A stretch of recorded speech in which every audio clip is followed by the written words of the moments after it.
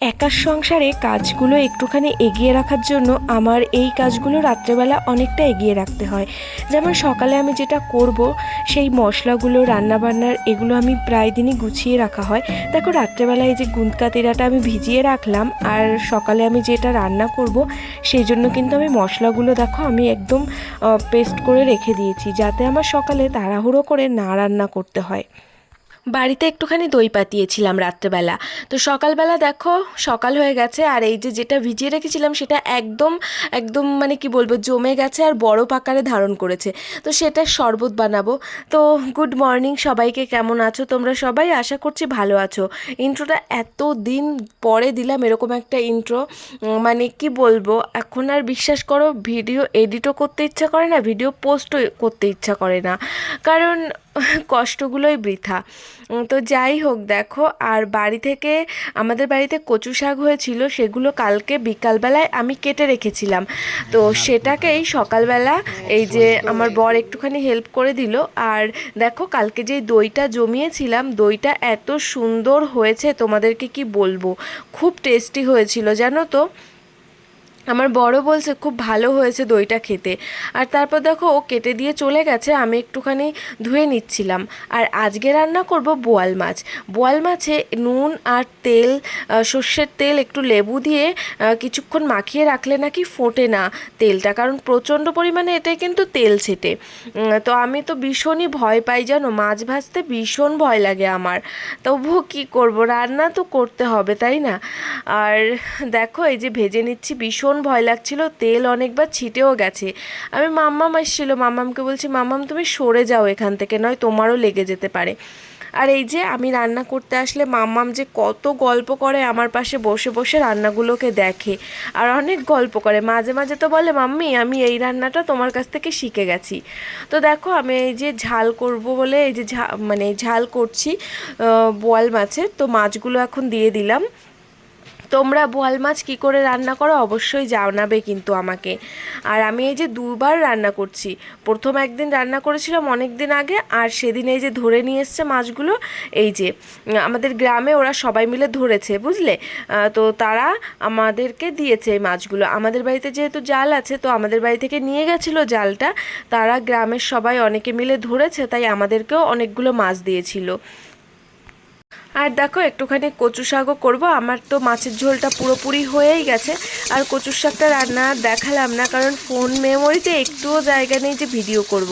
আর সত্যি জানো গো, তোমাদের একটা মনের কথা বলি, এমন পরিমাণে আমার ইউটিউব চ্যানেলটা এইভাবে পড়ে আছে না, না পারছি ছেড়ে চলে যেতে, না পারছি কিছু করতে।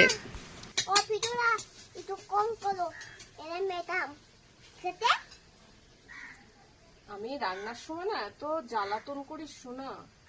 ওন ভিতরে বলো এর মেটাম পম্প সত্য নাই, এই পিঠে মেটাম আমাদের পড়াই মেটাম।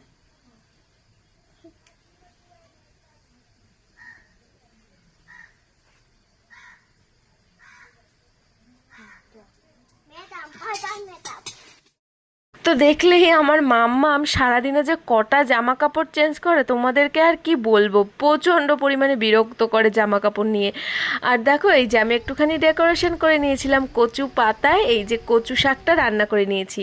আর তারপরে লুকটা দেখো রান্নাগুলোর ঠিক এরকম এসেছিলো। আর গরম মশলা দিইনি, আমি এখন একটুখানি গরম মশলা বেটে দিয়ে দিলাম। আর দেখো এতটা কচু শাক তো আমরা খেতে পারবো না, তো ওগুলো আমি আবার প্যাকেটে করে ধুয়ে সুন্দর করে ফ্রিজে রেখে দিলাম। তারপর উনুনের জায়গাটা লেপে নিলাম, এই জায়গাটা যেখানে জল টল রাখা হয়, বাসন ধোয়া হয়, পরিষ্কার করে নিলাম। বিছানাটা পরিষ্কার করা হয়েছিল না, তাই এখন পরিষ্কার করে নিলাম। স্নান করে এসেছি, এখন একটুখানি আগে রেস্ট নেব, তারপরে হচ্ছে খেতে বসবো।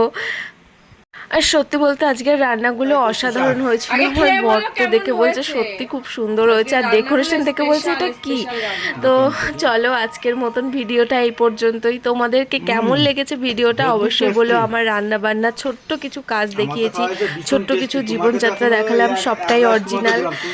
তো তোমরা একটুখানি ভালোবাসা দিও, একটাই কথা বলবো, একটুখানি আমার এনার্জি এনে দিও, কারণ এমন জায়গায় আমার ইউটিউব চ্যানেলটা পড়ে আছে এখন, মানে না পারছি ছেড়ে চলে যেতে, সাথে না পারছি কিছু করতে। তো মাম্মামকে খাইয়ে দিচ্ছিলাম আর ওর বাবা আমাকে খাইয়ে দিচ্ছিল, যেহেতু সবারই ভীষণ খিদে পেয়েছে।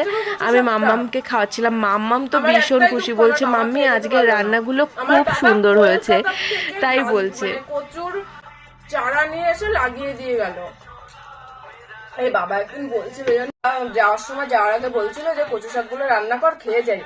আমি যে ছোট তো আমি এখন কাটবো না, ভীষণ খাচ্ছি আর বাবার কথা মনে পড়ছে। এরপর এসে খেয়ে যাবে। ও মা, আমারে খাওয়াতে গিয়ে তুমি খেয়ে নিলে। আরে আমার তো মনেই নেই দেখি। থালাটা দেখাও। আমার তো মনেই নেই। না অল্প একটু আছে নাও।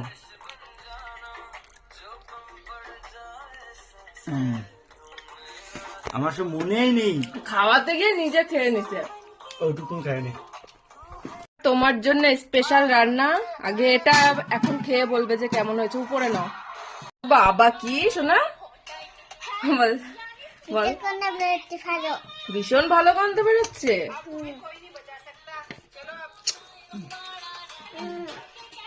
মাছ একটা কেন, দুটো খাবো। আরে যেই কয়টা ইচ্ছা খাও।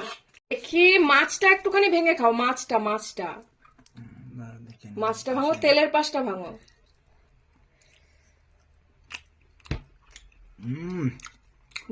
আরে তুমি খেতে বোঝো না, মাছটা একটুখানি ভাঙো ভাত দিয়ে, তারপরে মুখে নাও। না মাছও তো ভীষণ টেস্ট। আমি যা বলি শোনে না, এইভাবে খেতে হয়। হ্যাঁ, কেমন হয়েছে ঝোলটা? না মাছটা কেমন? মাছটা পাবে মানে এত সুন্দর একটা মাছ তুমি কিভাবে বানালে বলো তো? কিভাবে বানালাম? তুমি শিখবে না? রান্না করে খাওয়াবে না তুমি? তো চলো, সবার খাওয়া হয়ে গেছে, আমি মাম্মামকে খাইয়ে দিয়ে এখন নিজে খাবো। আর চলো তোমরা জানিও কেমন লেগেছে, আমার পাশে থেকো, তোমরাও সুস্থ থেকো, ভালো থেকো।